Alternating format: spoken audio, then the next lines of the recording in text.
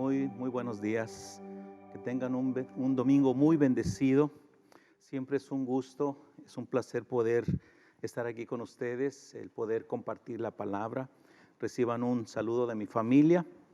Y aprovechando el saludo, ustedes saben, regresé hace unas 2 semanas, ¿verdad? De un viaje a Chiapas, y los hermanos allá, todas las iglesias, estuve en 7 diferentes lugares, todas las iglesias y cada una de ellas les agradece la visita que, pues yo les decía que no iba solo, que venía por parte de la congregación y que muchos hermanos se habían unido para poder hacer este viaje.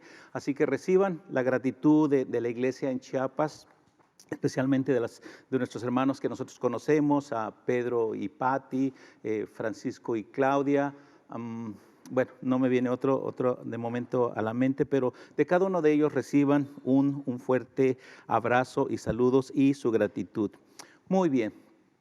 Pues una vez más, saludos a la congregación Vino Nuevo y pues a nuestra congregación Semillas de Mostaza. Que Dios les bendiga a todos los que se han conectado ya por un año, ¿verdad? Lo que tenemos en transmisión, pues la iglesia Semillas de Mostaza ha estado ahí conectados con Vino Nuevo. Dios les bendiga. Siguiendo con el tema, hermanos, que nos está perfilando a lo que viene pronto, que es la Semana Santa.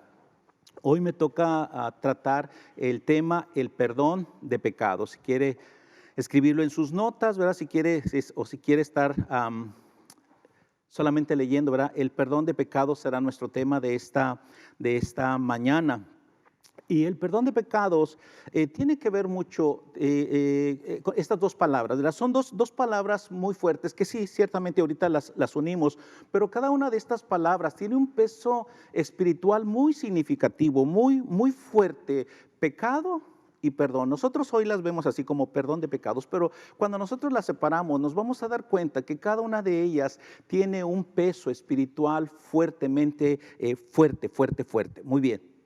Ahora, yo constantemente, y no es porque me gusta flagelarme, ni me gusta estar con un látigo pegándome acerca de esto, del perdón de pecados, pero tengo que recordarme a mí, a Francisco, tengo que recordarme constantemente que soy una persona perdonada.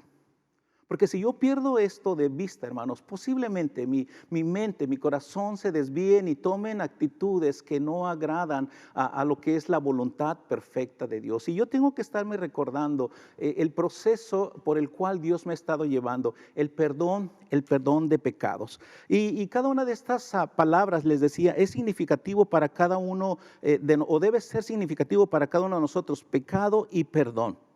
Y en un tiempo, estas dos palabras o estas dos líneas, perdón y pecado, coincidieron hace 2000 años, allá en la ciudad de Jerusalén. Coincidieron estas dos líneas, estas dos palabras, y se cruzaron y formaron una cruz. La semana pasada, Justin, un excelente maestro de la palabra, nos estaba compartiendo acerca del tema que la cruz lo cambió todo. Y decía que este perdón debe traer o trae como consecuencia, este perdón de pecados trae como consecuencia una vida distinta para todos aquellos que hemos decidido poner nuestra confianza y nuestra fe en lo que Dios ha establecido en su palabra, en lo que Dios ha dicho. Y cada uno de nosotros tendrá su propia historia de lo que significa el perdón de pecados. Permítame compartir un testimonio personal. Pues ustedes nos han conocido a nosotros, la familia Camacho, mi esposa, mis hijas, mi nieta, ¿verdad? Nos conocen, pero la historia de este cambio significativo no empezó con nosotros.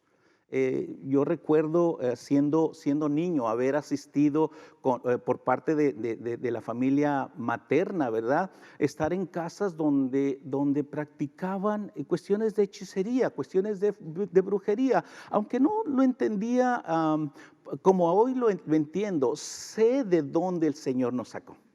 Sé la raíz que venía por parte de la cuestión de la familia materna. Pero también por el lado paterno, yo recuerdo haber visto a mi padre llevándome a los templos, ¿verdad? A los templos de adoración, ¿verdad? La religión popular, y él siendo un fiel devoto, ¿verdad? Con imágenes, con flores, con altares. De ese era nuestro trasfondo. Y todo esto, ¿verdad? Coincide, ¿verdad? En cierto momento en la vida de papá y mamá, de tal forma que ellos un día dicen, sí, yo quiero entregar mi vida al Señor Jesucristo. Y en ese momento yo entiendo perfectamente que los pecados generacionales, los pecados que podían ser transmitidos a nosotros fueron borrados y empezó una nueva relación, una nueva historia para la familia Camacho. Cada uno de nosotros tendrá su propia historia, tendrá su propio sabor de lo que significa ser perdonados de nuestros pecados. Y les decía, yo constantemente tengo que verme en esta posición, porque si no, puedo tomar una actitud que no me corresponde. Y otra vez, no es que me guste estarme atormentando, pero tengo constantemente que ver de dónde el Señor me ha sacado. ¿Alguien dice amén también allí en casa? El apóstol Pablo lo pone de esta manera y yo digo, el apóstol Pablo parece que me ganó la cita. Y en 1 Timoteo, Pablo escribe las siguientes palabras. En el capítulo 1 dice, palabra fiel y digna de ser recibida por todos, que Cristo Jesús vino al mundo para salvar a los pecadores, de los cuales yo soy el primero. Yo digo, creo que Pablo me ganó esa cita. Yo me identifico muchísimo con Pablo. ¿Por qué? Porque yo también digo, el Señor me ha perdonado. ¿Saben con quién más me identifico? Esta mañana estábamos haciendo una reflexión nuestro pastor estaba dando una reflexión y estaba hablando acerca de Pedro, de ese momento cuando Pedro se da cuenta que ha deshonrado la confianza, que le ha fallado a Jesús, y no es una sola vez. No es que dice, pues sí, yo no conozco al tal Jesús, sino que es una, otra y otra vez, 3 veces, cuando en forma consecutiva niega a conocer a Jesús. Y si usted lee el texto, dice que después de esto Pedro salió y lloró amargamente. Me identifico con él porque si hubiera una cámara allí, ¿verdad? Nos hubiéramos tomado una selfie, ¿verdad? El apóstol Pedro y yo le hubiera estado pasando los clines o los pañuelos y decir, ten, Pedro, creo que tú vas a necesitar igual que yo. En ese sentido me identifico con Pedro. También me identifico con los discípulos. Cuando Jesús los lleva al huerto, ¿verdad? Y les dice, espérenme aquí, vamos a orar 1 hora. Y regresa Jesús, ¿y qué les dice? No han podido ni 1 hora estar orando conmigo. Y para vergüenza mía lo digo, hay veces que yo tomo un tiempo de oración y me pasa lo mismo que los discípulos, o agarro la palabra, ¿verdad? A lo mejor hay alguien conmigo, pero me agarro la palabra y me da sueño, ¿verdad? Empiezo como a dormitar y me identifico en esa forma con los discípulos. Entonces, en ese sentido, mis hermanos, yo tengo que recordarme constantemente el trabajo que Dios está haciendo en mi vida y recordarme que he sido perdonado de mis pecados.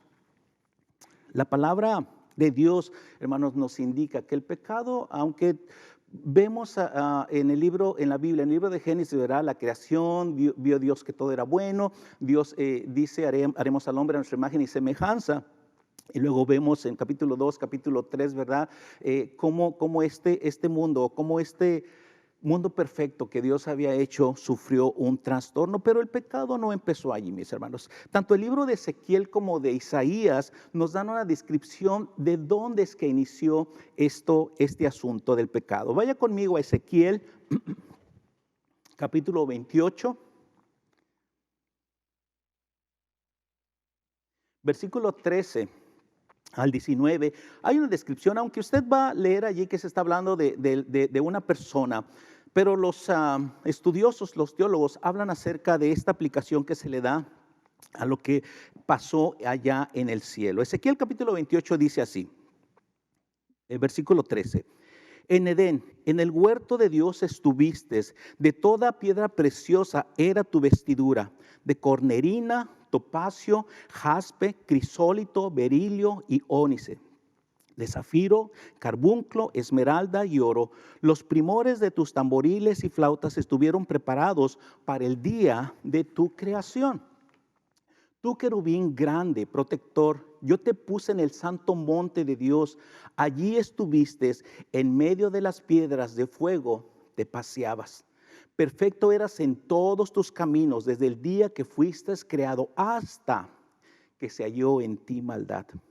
A causa de la multitud de tus contrataciones fuiste lleno de iniquidad y pecaste, por lo cual yo te eché del monte de Dios y te arrojé de entre las piedras de fuego, oh querubín protector. Se enalteció tu corazón a causa de tu hermosura, corrompiste tu sabiduría a causa de tu esplendor. Yo te arrojé por tierra, delante de los reyes te pondré para que te miren, que miren en ti. Con la multitud de tus maldades y con la iniquidad de tus contrataciones profanaste tu santuario. Yo pues saqué fuego de en medio de ti, el cual te consumió y te puse en ceniza sobre la tierra a los ojos de todos los que te miran. Todos los que te conocieron de entre los pueblos se maravillarán sobre ti, espanto serás y para siempre dejarás de ser. Si usted lee allí en los encabezados, estará hablando de un rey, una persona, pero se da una aplicación a lo que pasó espiritualmente. Isaías también, Isaías 14 dice, versículo 12 en adelante: ¿Cómo caíste del cielo, oh lucero, hijo de la mañana? Cortado fuiste por tierra, tú que debilitabas a las naciones. Tú que decías en tu corazón: subiré al cielo, en lo alto, junto a las estrellas de Dios, levantaré mi trono y en el monte del testimonio me sentaré a los lados del norte. Sobre las alturas de las nubes subiré y me sentaré, seré semejante al Altísimo. Ahora, mis hermanos, no sabemos exactamente cuánto tiempo pasó entre este evento y el huerto de lo que pasó allí en el huerto del Edén. Lo que sí sabemos son las consecuencias que hubo por este diálogo que pasó allí. Ahora, hay una pregunta que es categórica de parte de Dios cuando ve y descubre, ¿verdad?, lo que ha pasado, ¿verdad? Cuando baja al huerto, dice que Dios estaba paseando en el huerto y Adán y Eva se escondieron, ¿verdad? Entonces le dice: Adán, ¿dónde estás tú? Dice: estoy escondido porque tuve vergüenza. Y hay una pregunta, digo, que es categórica y le dice: ¿quién te dijo? ¿Quién te enseñó que estabas desnudo? Ahora, en mi muy particular opinión, no es que Dios no supiera qué es lo que estaba pasando. Él quería, esta es mi conclusión, Él quería que quedara claro en la mente y en el corazón de Adán y del resto de la humanidad quién es el que incita y quién es el que pone las piedras en el camino para que el hombre, la creación máxima de Dios, caiga. ¿Quién te dijo? Porque cada vez que Adán, después de este evento, sabemos dónde fue él, ¿verdad? Y pudiera decir: ¿por qué estoy aquí? ¿Por qué estoy sufriendo esto? ¿Por qué hay dolor en mi vida? ¿Por qué Caín está haciendo esto? Que él recordara quién es el que había incitado para que él desobedeciera a Dios. Entonces no es porque Dios no supiera, sino quién te dijo. Pablo lo dice de la siguiente manera en Efesios capítulo 6: porque no tenemos lucha contra carne y sangre, sino contra principados, contra potestades, contra los gobernadores de las tinieblas de este siglo, contra huestes espirituales de maldad en las regiones celestes. Esto no ha cambiado, mis hermanos. Nosotros vemos que el pecado, aunque inició allá allá donde en este cielo donde Dios está, bajó a la tierra y el hombre, en dudar o por dudar de lo establecido y de ese amor, de esa misericordia que disfrutaban, por haber dudado de todo esto, pasó esta situación. Ahora, si ustedes recuerdan en la lectura que tuvimos, dice que Satanás quería ser como Dios. Es decir, él no estaba contento con ser una creación, porque si ustedes recuerdan el texto, dice: el día que fuiste creado. Él tuvo prácticamente todo. Entendimos que era un ángel de alto rango. Él tuvo todo, pero dice, él no se conformó con sujetar su voluntad a la voluntad de Dios, sino que él dijo: yo quiero ser semejante a Dios. Y si usted lee el texto allí, Génesis capítulo 2, 3, y usted va a leer que usó el mismo argumento para tratar de desestabilizar, y logró que el hombre tuviera esto en mente. Él dijo, serán como Dios. Entonces, él estaba diciendo en pocas palabras, no tienen por qué estar sujetos a la voluntad de Dios. Detrás de esta palabra, serán como Dios, él estaba diciendo, no tienen por qué estar sujetos a Dios. Ustedes pueden hacer lo que ustedes quieran. Su voluntad no tiene por qué estar sujeta a nadie. Entonces, en conclusión, ¿qué es lo que pasó aquí? Muy bien. ¿Cómo es que el pecado entró? Cuando Adán y Eva dudaron de la palabra de Dios. Y esa duda lo llevó a la desobediencia, y la desobediencia trajo consecuencia el pecado. Mis hermanos, iglesia, dudar de lo que Dios ha establecido es entrar en un terreno peligroso, y es entrar a ese terreno a donde Satanás le gusta trabajar. ¿Y trabajar en dónde? Trabajar en nuestra mente. Y él ha sido la táctica de siempre, porque él les dijo, con que Dios ha dicho. Entonces, esa palabra, con que Dios ha dicho, está cargada de veneno, está cargada de daño, está cargado de un daño espiritual, porque cada vez que el hombre pone en tela de juicio lo que Dios ha establecido, las normas, las enseñanzas, todo lo que Dios ha establecido, nos puede pasar lo mismo. Puede pasar por nuestra mente, ¿de veras será que esto es lo que Dios ha dicho? ¿De veras será que Dios está estableciendo esto? Entonces, cuando nosotros dejamos que la duda, exactamente lo que pasó con nuestros padres, nuestros primeros padres, permitieron que la duda entrara a su mente, a su corazón, es el terreno donde a Satanás le gusta trabajar. Y desde ese día hasta nuestros días, él está usando las mismas estrategias, es decir, seduce el corazón del hombre para decir, ¿por qué tienes que sujetarte a Dios? ¿Por qué no? O sea, si tienes ganas de hacer algo, pues hazlo. No tienes por qué sujetar tu voluntad a Dios, y ustedes son testigos de lo que pasa alrededor del mundo, de lo que pasa en nuestra ciudad, de lo que pasa en nuestro México, cuando la persona dice o desconoce, ¿verdad? O hace a un lado la voluntad de Dios y toma sus propios caminos. La palabra pecado, al igual que otras palabras del lenguaje cristiano y no cristiano, ha venido a ser tan común que pareciera que ya no tiene el mismo sentido o peso que la palabra de Dios le da. De tal forma que hay ciertos círculos, esto lo estaba leyendo, escuchando, que hay ciertos círculos que está prohibido utilizar la palabra pecado, porque dice, es que la persona se puede traumar o la persona se puede sentir ofendida. La humanidad ha ofendido a Dios desde el mero momento que se fue puesto sobre la tierra. Esta idea de las consecuencias del pecado,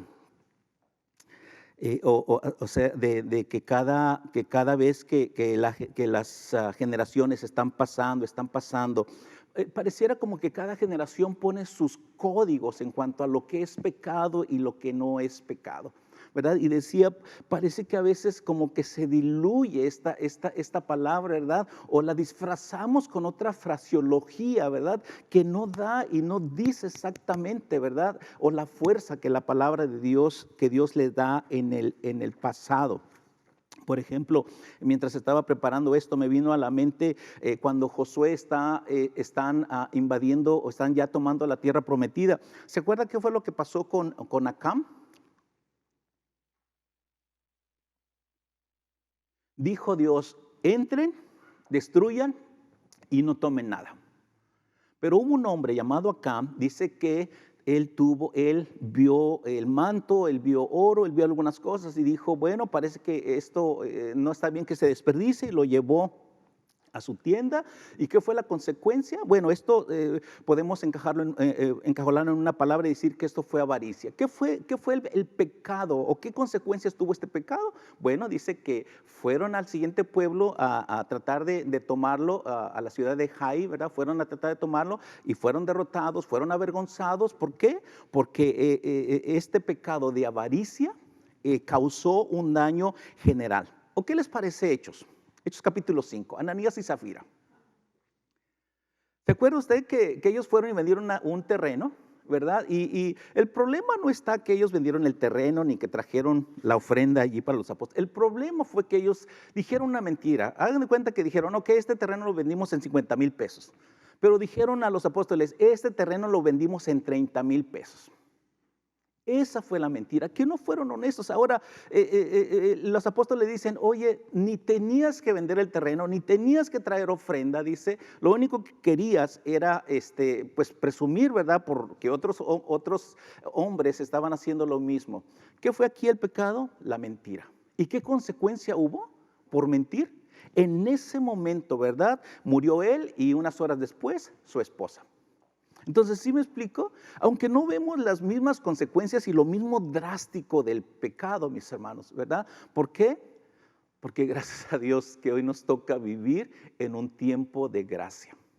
No levante su mano, pero ¿alguien ha mentido? No la levante. ¿Alguien ha tenido codicia o avaricia? No levante su mano, pero solo pregúntese eso. Y verdad que no tenemos las mismas consecuencias. Estamos en un periodo de gracia. Sin embargo, mis hermanos, la consecuencia espiritual por el pecado sigue siendo la misma. La palabra de Dios dice, porque la paga del pecado es la muerte, y esa es la muerte espiritual. Ahora, como toda acción, dice que hay una reacción, ¿verdad? O una consecuencia. ¿Cuál fue la consecuencia de este pecado? Número 1, rompe las relaciones en diferentes sentidos. La primer consecuencia es que rompió su relación con el Creador, hablando del caso de Adán y Eva. Ahora, dice que fueron expulsados. Ahora, esto no es solamente que dejaron de estar allí con las flores y los árboles y un estilo de vida, no. Lo que está pasando aquí, mis hermanos, es que ellos dejaron de ver a su Creador. Entendemos por la palabra de Dios que ellos tenían una comunión especial con Dios. Imagínense ustedes estar con el Creador y ver esos atardeceres. Aquí en Ensenada, que nos gusta, a mí me gusta tomar fotografías de los atardeceres, ¿verdad? O a veces los que están cerca de la playa, de esos atardeceres en la playa, ¿verdad?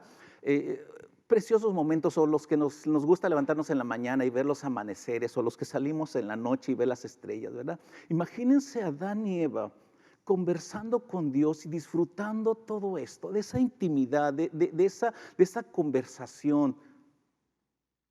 No era solamente que fueron expulsados del huerto, es que ellos rompieron esta intimidad, esta relación cercana que tenían con Dios. Romanos capítulo 3 nos dice, por cuanto todos pecaron, están destituidos de la gloria de Dios. Ahora, esto de destituidos, hermanos, destituidos tiene que ver con el asunto militar, ¿verdad? Con el asunto de rango de autoridad. Es decir, el hombre estaba sobre toda la creación. Dios le dijo a Adán, aquí están las llaves, ¿verdad? Aquí están las llaves de toda la creación, son tuyas.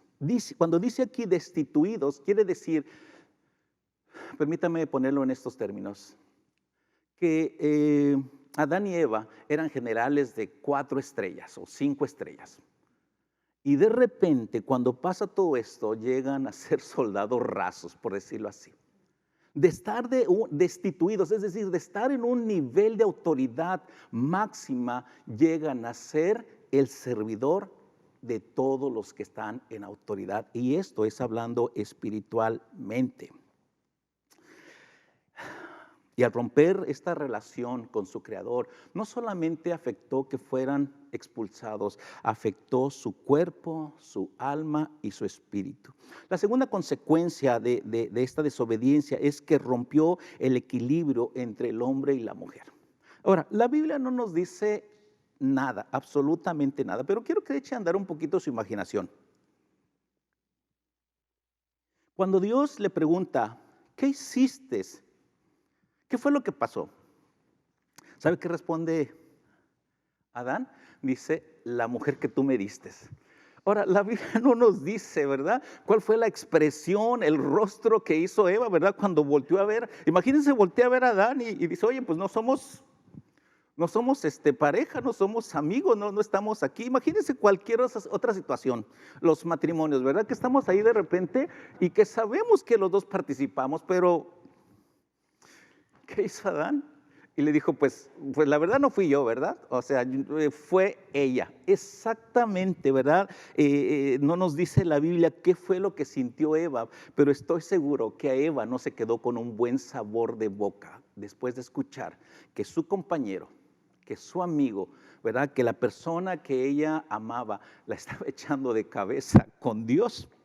Y después de esto, aparecieron emociones que Adán y Eva no conocían: el temor, el dolor, la vergüenza, el miedo a todo lo desconocido y entre ellos a la muerte, ¿verdad? Etcétera, etcétera. Entonces, el romper la relación con Dios, al romper la relación con Dios, el hombre ha tratado de arreglar su situación. Dice el texto allí, hablando de cómo entró el pecado en el hombre, dice en el hombre y la mujer, que ellos hicieron unas coberturas, unos delantales de hojas. El hombre siempre ha tratado de arreglar las cosas espirituales a su manera, y esto no funciona. Debe ser a la manera de Dios. La tercera consecuencia es que se rompió el propósito para el cual el hombre fue creado. ¿Puede repetir conmigo? Se rompió el propósito para el cual el hombre fue creado. Satanás sembró en el corazón del hombre que podía ser como Dios, y desde entonces el hombre sigue buscando ser el centro de la creación. Sigue buscando ser el centro del universo, sigue buscando que todo gire alrededor de él. Si usted sigue leyendo ahí en Génesis, nos brincamos del capítulo 3, nos brincamos unos 7, 8 capítulos, ¿verdad? Y encontramos a unos hombres haciendo una construcción grande. Y si usted lee el texto, dice que estos hombres estaban buscando ser personas de renombre. Y dice que la construcción era tan grande que ellos intentaban llegar, dice que la punta esté cerca del cielo. Ahora, el hombre ha intentado, mis hermanos, no solamente hacer construcciones como la Torre de Babel, pero las construcciones más peligrosas que el hombre ha creado son las construcciones filosóficas disfrazadas de verdad. Las teorías, las enseñanzas, las religiones disfrazadas de verdad para hacer a un lado lo establecido por Dios y poner en tela de duda, en tela de juicio lo que Dios ha establecido. Pablo dice en Colosenses: mirad que nadie os engañe por medio de filosofías y huecas sutilezas, según las tradiciones de los hombres, conforme a los rudimientos del mundo y no según Cristo. Esta batalla siempre ha sido así. Entonces, sí, aunque el hombre ha hecho sus construcciones en el pasado, como esto de la Torre de Babel, las construcciones más peligrosas son las disfrazadas de verdad. Y estas, dice Pablo, es no conforme a lo que Dios ha establecido. Y el tercer punto,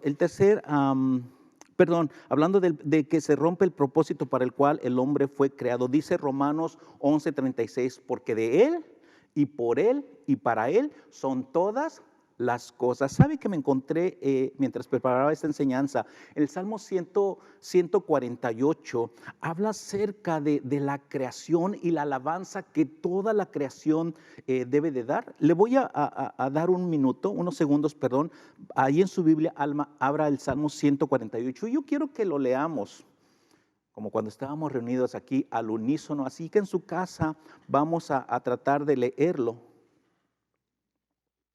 Salmo 148.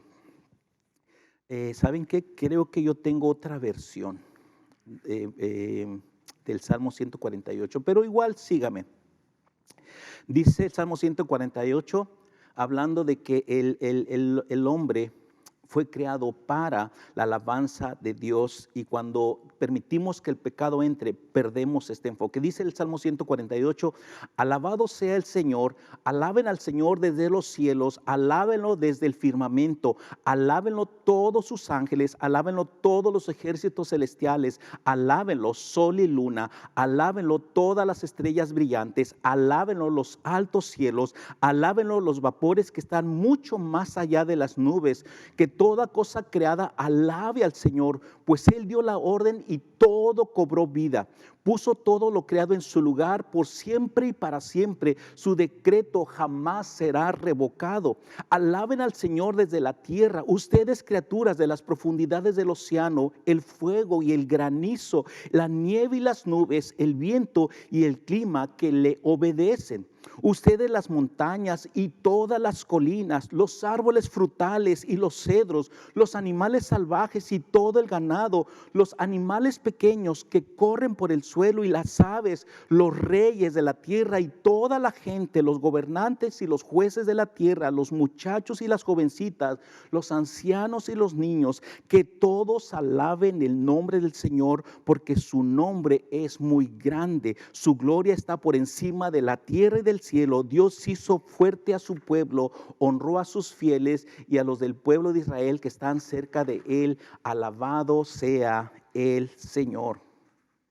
Cuando nosotros permitimos que el pecado entre, el hombre pierde el propósito, el hombre puede perder de vista el propósito para el cual fue creado. ¿Para qué fue creado?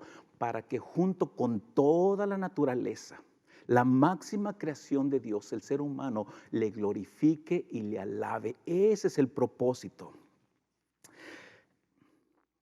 Tercer punto, el camino correcto hacia el perdón de pecados. Son 3 pasos. A lo mejor si usted busca en las redes va a encontrar 15 pasos para el perdón de pecados, 25 pasos, 4 pasos, ¿verdad? Déjeme hacerlo algo sencillo. Número 1, a la manera de Dios. El primer paso para que nuestros pecados sean perdonados, mis hermanos, es hacerlo a la manera de Dios. ¿Se acuerda que le decía hace un momento que como Adán y Eva trataron de cubrirse según su conciencia, según su interpretación, hicieron su esfuerzo, pero este no fue suficiente? Dice la palabra de Dios que el Señor cubrió a Adán y Eva con pieles. ¿Qué implica esto? Bueno, que hubo un sacrificio y por ende la sangre fue derramada. ¿Para qué? Para cubrir, es decir, hubo algo inocente que fue sacrificado para cubrir este pecado. Ahora, la palabra hebrea que se utiliza aquí para cubrir, hermanos, da a entender que no solamente les cubrió, a veces vemos las imágenes, ¿verdad? O los dibujos, ¿verdad? Las pinturas que nos ilustran, no solamente es que les cubrió sus partes, ¿verdad? Aquí y esto, no. La palabra hebrea quiere decir que los cubrió desde la cabeza hasta los pies. Yo no sé cómo era esto, pero Dios tuvo que hacer un sacrificio, no sé, tal vez más que un corderito. Interpretamos que fue un corderito, pero los cubrió desde la cabeza hasta los pies. Ahora, yo no sé si ellos en este diálogo, ellos podían estar mirando a Dios, porque recordemos que Dios no puede estar donde está el pecado. Ellos fueron cubiertos. Cuando aquí habla de que ellos fueron cubiertos, está hablando de que fueron cubiertos desde la cabeza hasta los pies. El segundo paso es, el número 1 es hacerlo a la manera de Dios. Número 2, que debe haber arrepentimiento y confesión. Escuche, no lo separé, arrepentimiento y después confesión. No. Cuando nosotros nos damos cuenta de que hemos fallado, que hemos hecho algo, que sabemos que le hemos fallado a Dios, debe haber el arrepentimiento e inmediatamente, repita conmigo, inmediatamente, debe haber confesión, mis hermanos. Porque cuando solamente existe el arrepentimiento, que es parte de, pero dejamos que haya un lapso de tiempo, como que perdemos de vista lo que hemos hecho, ¿verdad? Y luego pasa y dice la palabra de Dios que nuestra mente puede ser cauterizada, es decir, como que ya no sentimos que es tan importante abrir nuestros labios. un salmo, el Salmo 51, estoy pensando, cuando lleguemos al cielo, a lo mejor David nos va a decir, oigan, ¿por qué no agarraron a otro de ejemplo, verdad? ¿Por qué nada más ahí? Pero el Salmo 51 es una oración de arrepentimiento y confesión. Permítame leerlo. Dice el Salmo 51, no es todo, son algunos versículos. Dice, ten piedad de mí, oh Dios, conforme a tu misericordia, conforme a la multitud de tus piedades, borra mis rebeliones, lávame más y más de mi maldad y límpiame de mi pecado. Porque yo reconozco mis rebeliones y mi pecado está siempre delante de ti. Contra ti solo he pecado y hecho lo malo delante de tus ojos. Purifícame con hisopo y seré limpio. Lávame y seré más blanco que la nieve. Hazme oír gozo y alegría y se recrearán los huesos que has abatido. Esconde tu rostro de mi pecado y borra todas mis maldades. Crea en mí, oh Dios, un corazón limpio y renueva un espíritu recto dentro de mí. No me eches de delante de ti y no quites de mí tu Santo Espíritu. Vuélveme el gozo de tu salvación y espíritu noble me sustente. ¿Por qué no quieres sacrificios que yo los daría? No quieres holocaustos. Los sacrificios de Dios son el espíritu quebrantado, el corazón contrito y humillado. No despreciarás tú, oh Dios. Este es el camino para que nosotros podamos acercarnos a Dios, un espíritu humilde. Dice que Dios da gracia a los humildes, pero resiste a los soberbios. Hay un pasaje más que me gustaría leerlo y tiene que ver con el retorno de la nación de Israel, ¿verdad? Después de sus años de exilio. Y Esdras nos cuenta o da una oración, aunque Esdras no había participado. Esdras se identifica y él dice, yo no soy librado de lo que ha pasado aquí. Esdras capítulo 9, permítame leerlo. Esdras capítulo 9 dice, cuando terminaron de hacer todo esto, vinieron los jefes y me dijeron, Esdras, queremos informarte que nuestro pueblo no se ha mantenido apartado de la gente que vive aquí. Todos ellos imitan las horribles costumbres de los pueblos que habitan en Canaán y Egipto. Los judíos se han casado con mujeres de esos pueblos, así que el pueblo de Dios se ha mezclado, se ha contaminado con esa gente. Los primeros en pecar de esta manera han sido los jefes, los gobernantes, los sacerdotes, sus ayudantes. Versículo 3. Al saber esto, rompí mis ropas, me arranqué el cabello, la barba para demostrar mi dolor y lleno de tristeza me senté en el suelo. Así permanecí hasta el atardecer y a mi lado permanecieron los que habían regresado conmigo, pues tuvieron miedo del castigo que Dios enviaría por causa del pecado de los israelitas. A la hora del sacrificio de la tarde me recuperé de mi tristeza. Sin quitarme mis ropas rotas, me puse de rodillas delante de Dios y extendiendo mis brazos dije, Dios mío, qué vergüenza, Dios mío, qué vergüenza. Estoy confundido que no sé cómo hablarte. Nuestros pecados son tantos que si los pusiéramos uno sobre otro, llegarían hasta el cielo. Aunque Esdras no estuvo así ni participó, él pudo identificarse con lo que estaba pasando a su alrededor y sintió el dolor. Y estos son modelos de oración que cada uno de nosotros, si el Espíritu Santo nos guía cuando hemos hecho algo que tal vez usted dice, pues yo no he cometido un adulterio como David o yo estoy haciendo bien mis cosas. Déjeme decirle un versículo que a lo mejor rompe su argumento. Dice la palabra de Dios, el que sabe hacer lo bueno y no lo hace, es pecado.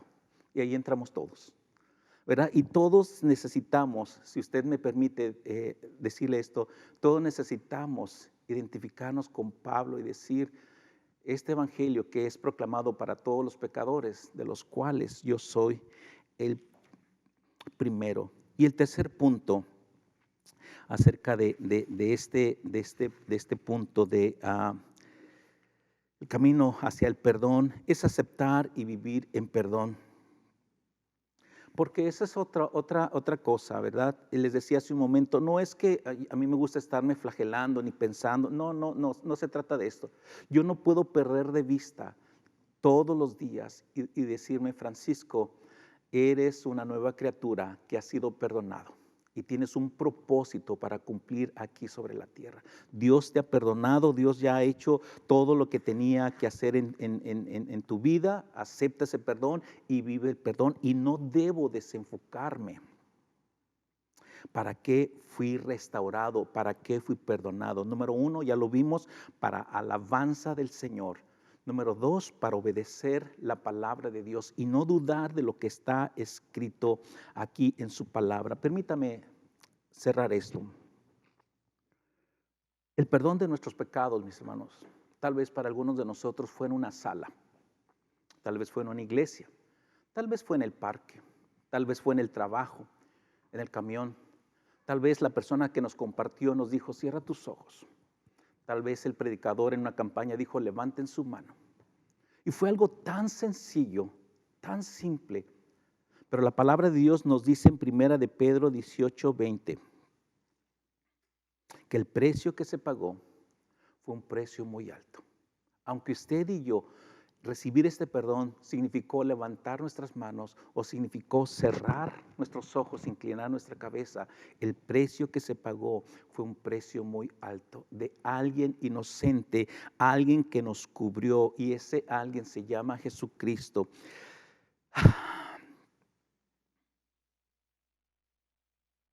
El perdón de nuestros pecados sigue fluyendo desde esa cruz del Calvario que el domingo pasado estaban hablando. Estas dos palabras, perdón y pecado, se cruzaron un día y formaron una cruz.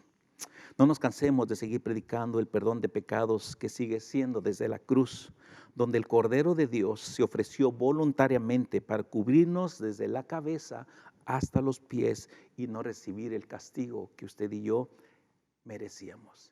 Que Dios nos dé gracia y sabiduría para reconocer, ¿verdad?, y poder vivir como personas perdonadas, creadas a la imagen de Dios para su alabanza, para su gloria y para compartir este mensaje de perdón de pecados alrededor del mundo. Que el Señor les bendiga. Gracias.